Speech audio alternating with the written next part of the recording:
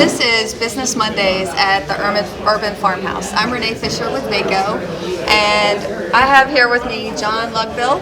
He is the Executive Director of the Richmond Sports Backers, and we are at the Urban Farmhouse here in Shawco Slip. Welcome, Jon. Hi, Renee. Thanks for coming today. We really appreciate it. Yeah, thanks for having me. You also get to be our first interviewee of all of Richmond. How does that feel? It's very special. I'm very glad that you want to have us and hear our story. Well, thanks so much. We really wanted to promote the healthy holidays, and what better way to do that than to talk about the Richmond Sports Backers. So maybe you can just give us a quick overview of the mission of the Sports Backers.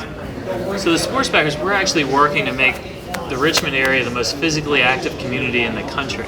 And this is really, we have a whole bunch of programs and activities to get people moving, whether it's at work, at schools in the local area, at home, through churches, really trying to get the whole community engaged to be physically active.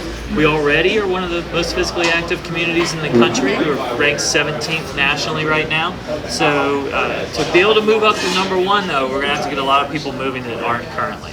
Right, that's definitely true, and you've already done so much in the Richmond community.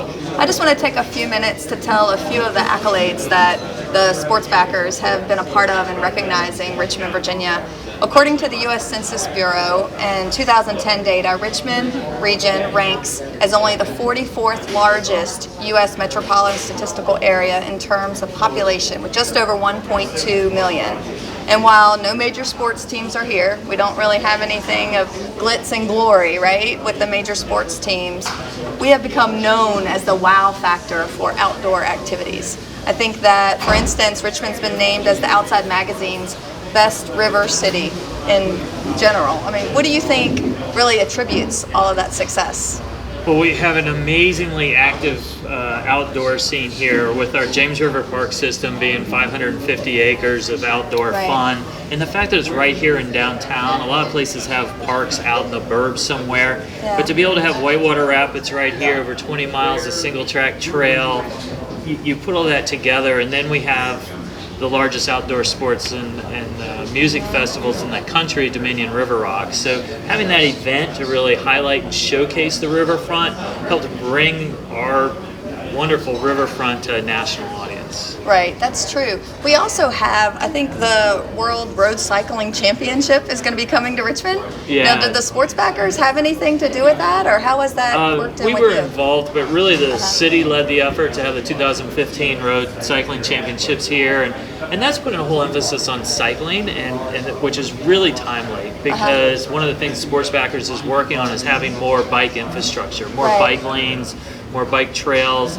The completion of the Virginia Capitol Trail is going to be a huge addition. There's going to be a 10-foot wide paved trail between here and Williamsburg by 2014. So certainly those biking-related infrastructure items are going to be a huge plus. And having the World Championships here will be a lot of publicity. Right, that's true. Now, do you get a lot of requests from businesses as to how they can get involved and how they can make an impact in the community and how they partner with Sports Backers in general? Yeah, we work with a lot of different companies to do multiple things. One, a lot of companies work with us and they sponsor our events. We own 13 different events, so certainly they sponsor things. But we also, a lot of their employees participate in our events. We actually have ways that they can do that in bulk, so a bunch of them can register at once. We also have a corporate running event that we do out in Innsbruck every June, and that's really grown. Last year we had 3,000 people taking part, and it's the largest office party in Richmond at this point. We also have a program to encourage companies to have stairwell signs that encourage use of stairs for physical activity. We also have an active RVA certification program to reward those companies that are getting their employees more active. And those wellness programs can be very, there's all sorts of items that can be in there. And then we're going to share those best practices around the community. We just launched that program 2 weeks ago.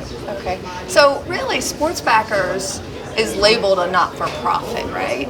But you conduct yourself in a true business development fashion.